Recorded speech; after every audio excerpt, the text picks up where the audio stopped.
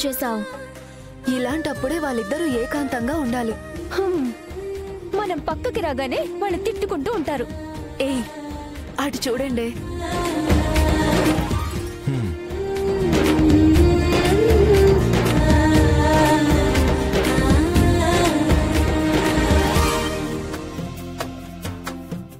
అన్నయ్య వదిన్ని ఎంత ప్రేమగా చూసుకుంటున్నాడో.